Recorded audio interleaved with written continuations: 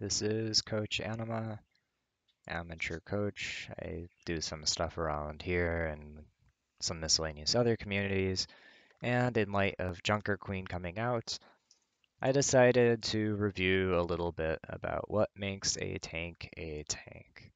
So, in Overwatch 1, you would have your main tanks and your off tanks. Your main tanks would be your Winston, your Reinhardt, your Ball, and your Orisa.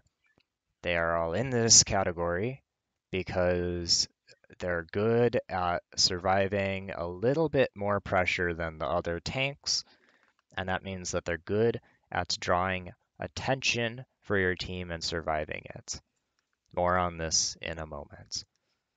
Meanwhile, your off tanks in Overwatch 1 are D.Va, Zarya, Sigma, and Roadhog.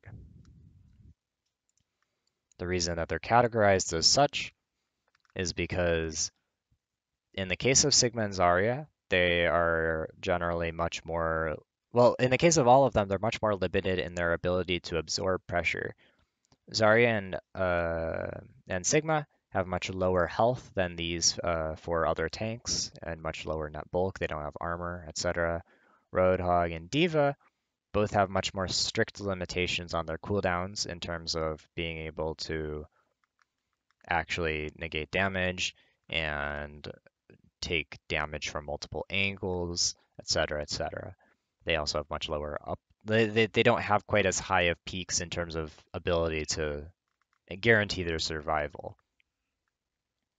So the reason that I'm briefly reviewing this, of course, is because in Overwatch 2, oh yeah, real quick though, the real benefit though of the off tanks is that they have much higher pressure on average than these other tanks. They are much better at damaging, which means that they can more easily bully out enemies rather than just kind of drawing attention. So, Overwatch 2. We now only have one tank. Off tank and main tank aren't really that meaningful anymore, if I'm honest. You still have off tank and main tank players because you want your tank players to be able to play the whole cast, ideally, all of the tank heroes. But it doesn't really matter. Like Orisa, for example, is not really a main tank anymore in the way that, like, she's not that great at surviving attention anymore. But I don't know if I'd want to put her as an off tank either because her pressure is a little weird and inconsistent too. So it's a little complicated. But the main idea of a tank hero is that they're good at surviving attention and they draw more attention. So why does attention matter?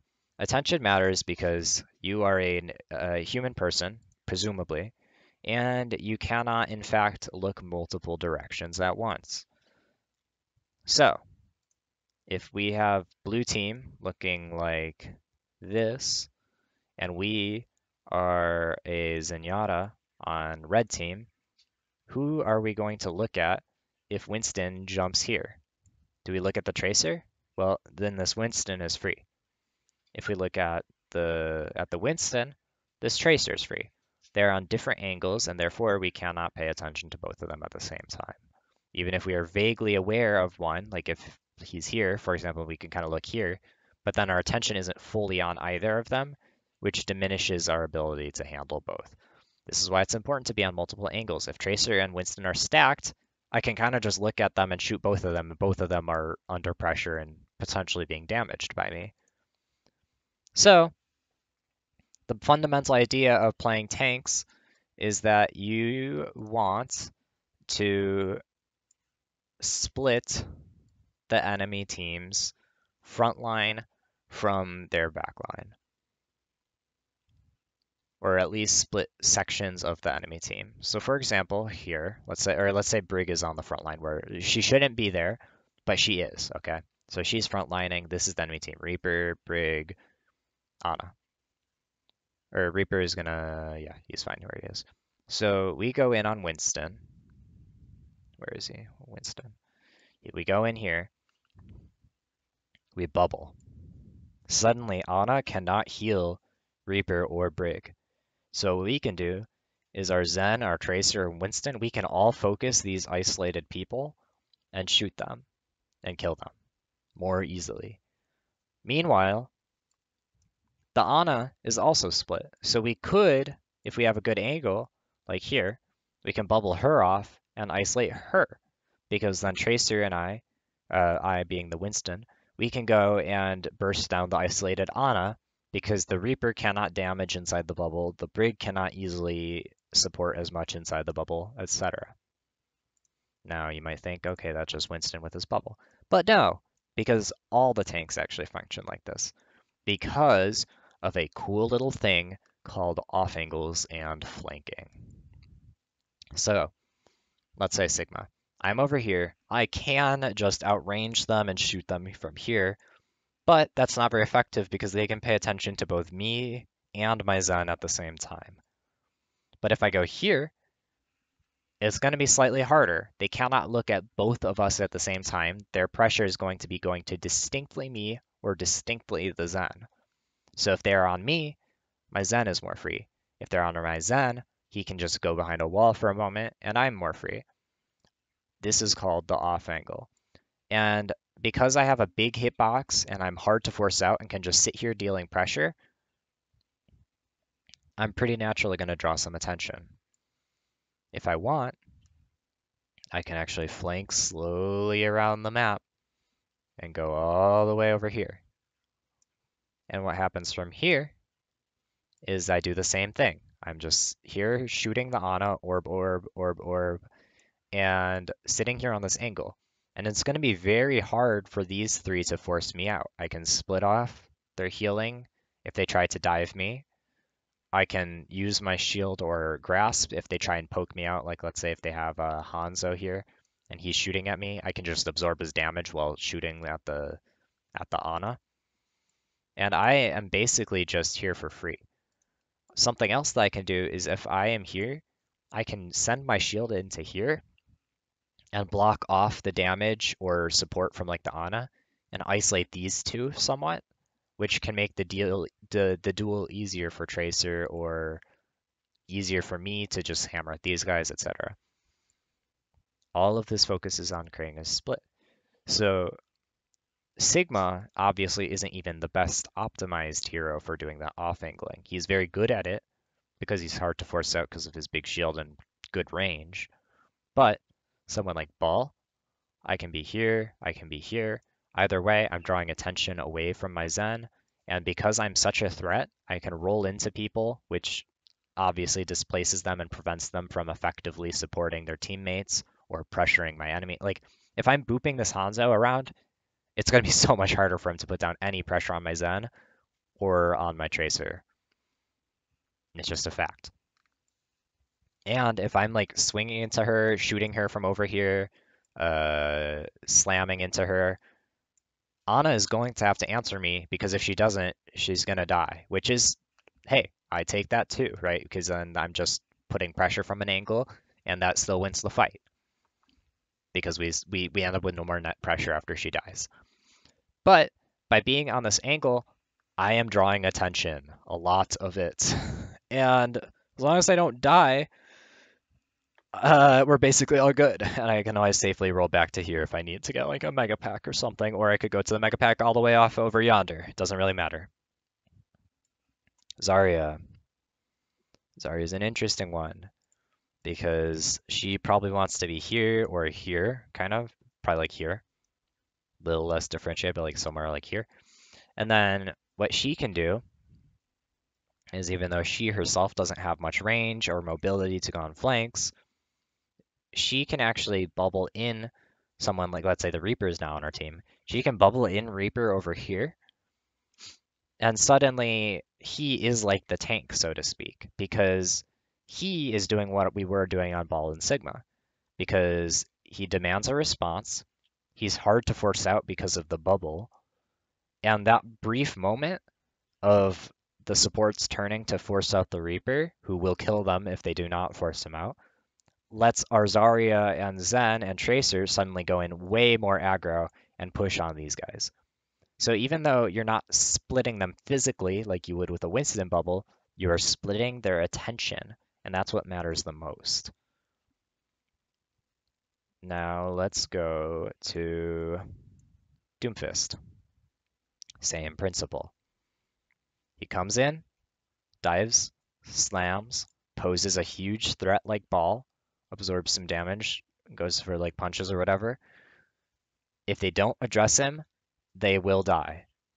If they do address him, that means there's attention away from Zen, away from Tracer, away from our team, and then they have that opportunity to make plays in the low pressure. He comes out, restores his health, stabilizes for a moment, cycles back in, and then back out, in, out, in, out. And he's constantly just cycling to get those brief spurts of attention. Because even though he can't sit there for like a huge amount of time grabbing attention, he can keep cycling in these cycles where he will grab their attention and create opportunities for his team. Roadhog is kind of a weird lad because his because he's very much feast or famine because he wants to be here, wants to be here. If and every time that he is over here or over here, he is attracting huge amounts of attention because if you don't give him attention, he hooks your Reaper, he dies, and then the Reaper dies, and then you have less pressure in the fight. But if you're watching him, usually you can position around it. So your Roadhog will like circle around over here, and just by being over here, even without using his hook, Tracer and Zen are way more free to act because there's so much pressure being exerted on the Hog here.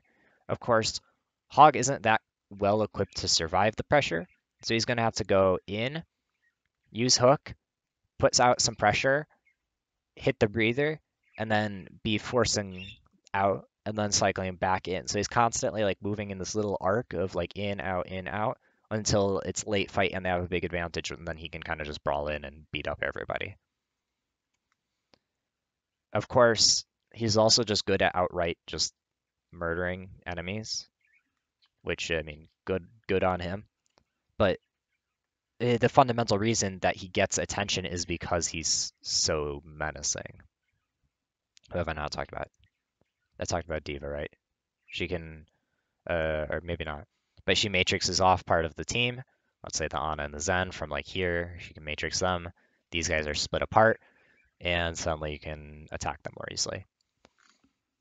Now, Reinhardt, he comes in, he shields.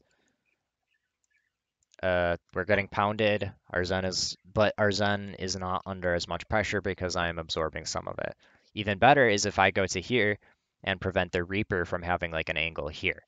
He cannot use the flank, which keeps my Zen able to freely focus on this angle. And I can just bully whoever comes here because I'm probably stronger in the 1v1 than whatever person would come to try and take the flank. Similarly, I can actually even flank all the way around here and super ultra prevent access to an angle.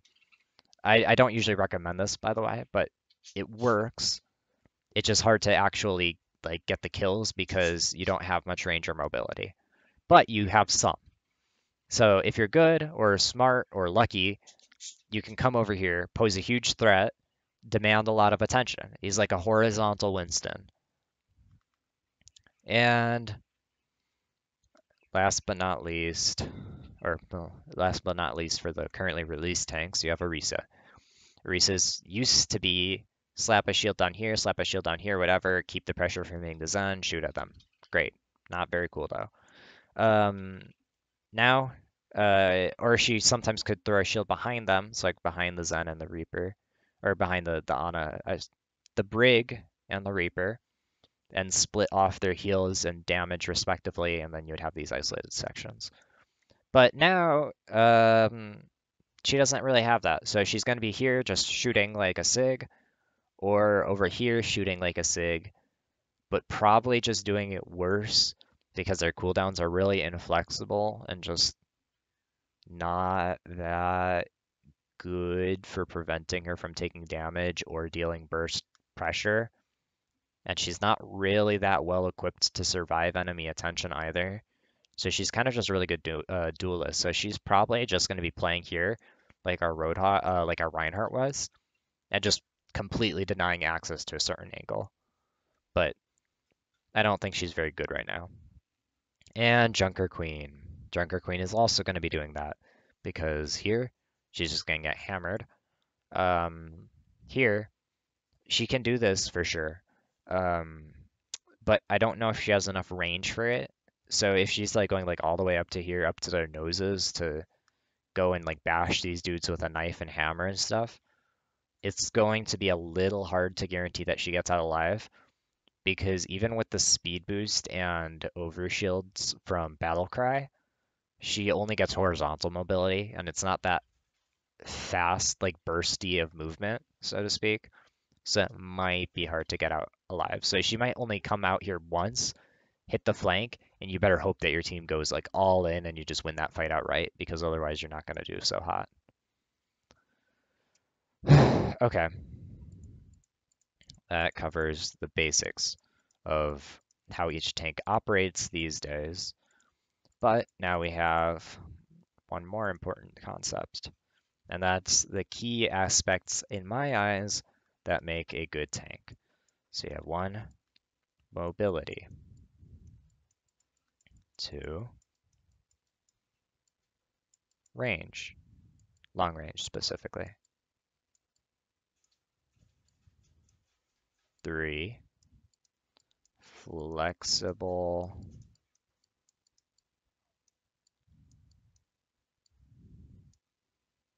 absorption, which means being able to flexibly absorb pressure while and like consistently absorb pressure while also simultaneously pressuring the enemy. So the reason that mobility first of all is just super broken. It's broken in warfare. That's why you have dudes on horses. That's why you have helicopters, tanks, etc. for like tough terrain. If you can get around to advantageous positions, you basically just win. Because for a tracer, and Zen is here, and our Ash is here. There, let's flip it around because Ash is facing this way. We can super quickly go blink, blink, and then suddenly Zen is in a crossfire. We can both use cover because of mathematics and him only being able to shoot in one direction at once. He cannot because if he goes like this, if he goes here, I'll draw some physical cover real quick. So here's his little box of cover. If Zen goes this way to hide from the tracer, he's going to get shot by Ash. If he goes this way to dodge the Ash, he's going to get shot by Tracer. And if he goes to like here to kind of hide from like both, Ash and Tracer can both really easily follow him. So you have this tricky situation of he only can watch one person at a time because of attention, but he also can only hide from one person at a time. So no matter what he does, he's under pressure, while we can always just like play a peekaboo and go in and out of cover, and whenever he's looking at us and paying attention, our other DPS can just pop off. So you kind of have this tricky situation for Zen. That's why mobility is busted. You can get super advantageous positions and dance around the enemies super fast. The next best thing that you can have is range.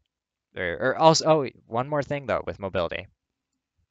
It lets you pick your matchup distance. So for example, here with Reaper, if we are on Tracer and we are too close to the Ash, that's all good for us because we have a better close range matchup than her. So we can super easily get up close using our mobility and be in our advantageous matchup spot. If we are like right up against the Reaper, that's a little disadvantageous for us. But we can use our mobility to quickly create distance and get into our optimal range, or we can just leave the fight entirely and just like screw off elsewhere because Reaper can't follow us very well. So mobility lets you pick your advantageous range bracket, and that's a huge benefit in Overwatch. Next very nice thing is range for a tank. I know I haven't been talking about these things with tanks, so I guess I'll swap to Sigma here and show you. So Sigma is over here, and Reaper is over here.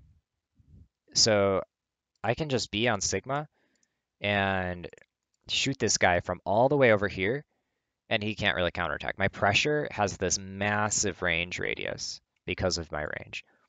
Meanwhile, someone like Zarya, or no, let's say Roadhog, or no, Reinhardt. Let's say Reinhardt. Reinhardt is over here.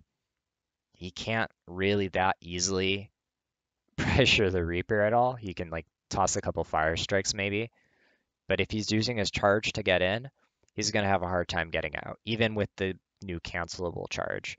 So you're in this awkward situation of, okay, I can't pressure, so I have to wait for him to come to me, or I have to find some way to close the distance on him if I want to like actually exert pressure. Someone like Winston, who has mobility, can always just close the distance. So his effective pressure is also like this. And so range is kind of like a poor man's mobility, so to speak. Hence things like guns and snipers and bows and arrows and stuff, and ballistas being super strong in warfare, tanks, bombs, whatever. Like all these things that have like long range that can keep you far away from your enemy, they're strong because it's easier to maintain distance usually to close than close it. The last thing is flexible absorption of pressure. So this means being able to consistently absorb pressure, like reliably, ideally not having too much downtime on your ability to absorb pressure, or more importantly, being able to pressure and absorb enemy pressure at the same time. Because if I am on Reaper here and I am playing Diva, I can defense matrix him while he's shooting at me, but because I'm not able to shoot back, it's not really changing the net pressure differential. Like he's still dealing pressure, but I'm not able to pressure him back, so I'm not able to use the window of time that defense matrix is giving me to really do that much more besides like get boosters and fly away. Or maybe I can micro missiles for like a little bit of advantage. But if I'm someone like Zarya, I can actively be getting shot while bubbled and shooting him back and massively shift the matchup in my favor during that window because I'm able to keep pressuring while absorbing the enemy pressure. So let's talk about which tanks are the best at this and the worst. So really just all the tanks. So Winston, very good at this because you kind of want two of these, right? Of these three things. Winston has mobility and he has flexible absorption. He can shoot while he is jumping. He can shoot while he is absorbing the pressure with his bubble. He is very good at them. Wrecking Ball.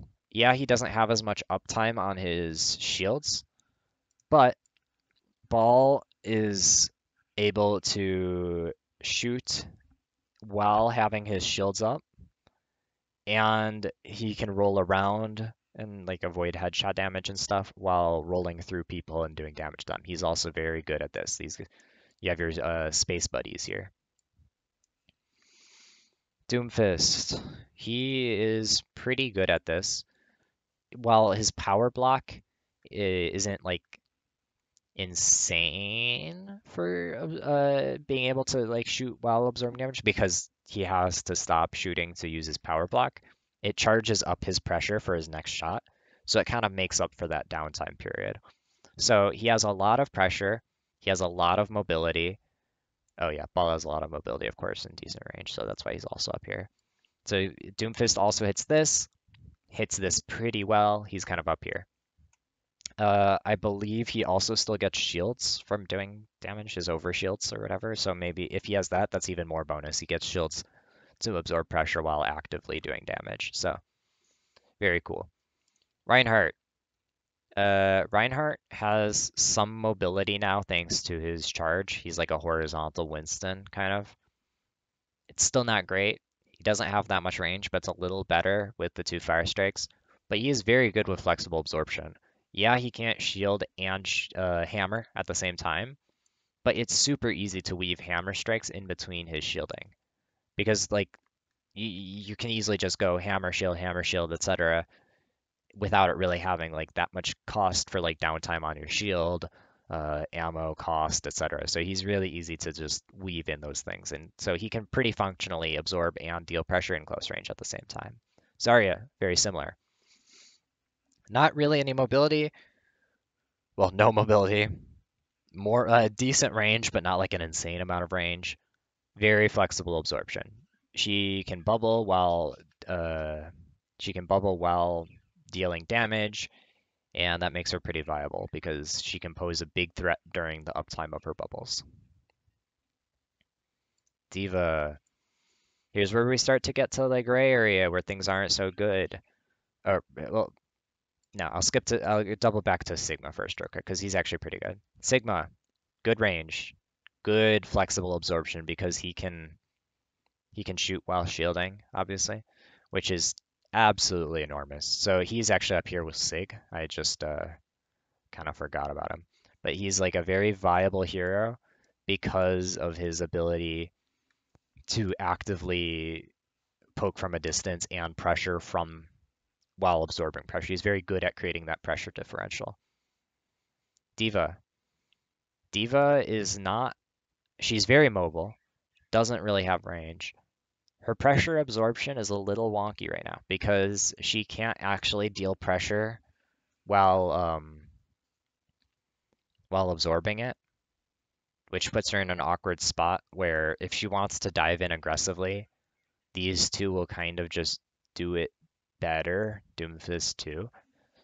And if you're looking to like protect your teammates with it while they deal pressure, you're kind of just losing out on a huge source of your own damage output. So maybe if they change Diva to let her like shoot while matrixing and then adjust the matrix time so it's not quite as strong or something like that, or like maybe just let her switch between it faster, like they like Ryan with his hammer, maybe she would move up to here. But she's still not terrible because she's super mobile and DM is super strong. Orisa, she doesn't really have mobility. Her charge thing with the spinning gives her some functional mobility, but it's not great because it costs her defensive cooldown and then only leaves her with halt to absorb pressure, which is very inflexible because it puts a cooldown time for quite some time. Has some range. It's not very bursty, but it's pretty good. But yeah, terrible mobility, terrible flexible absorption, kind of like here at best. Roadhog has some range, no mobility, absolutely terrible flexible absorption because he cannot shoot at all during breather, but he only needs that short window of time, so it's not like terrible, but kind of lacking in pro play because he doesn't have mobility or that great of range or that great of pressure while doing that. Junker Queen. She's the last one, right? Yeah. Junker Queen. The reason I'm kind of concerned for her is because depending on her numbers, she might not fit these very well. She doesn't have great range, probably. Doesn't have that great of mobility because it's really only horizontal. It's not terrible, but Battlecry is only horizontal. And and the flexible absorption from her pressure, I don't think that her overshields and passive healing from wounds, I don't think that those are strong enough to actually help her in absorbing pressure that much, even though she can probably do damage while while benefiting from those. Because they both, like, I just don't think she'll be able to absorb enough pressure. So she's probably like here right now in her current form, probably a little better than Orisa, but maybe could move up to like here if they buffed her mobility or range or absorption. And I could see her maybe up here at like peak. But I don't think they're going to give her that much mobility to the point of being significantly past Reinhardt, that much range to the point of like matching. Yeah, so she's going to be somewhere like from here to here. But hopefully that gives you an idea of where Junker Queen might kind of feel, how she'll feel. She's going to be like kind of this off-angly, uh, uh, really getting gritty kind of character. Not very good in organized play, but probably honestly almost broken in unorganized and ladder play because she just has such a flexible kit.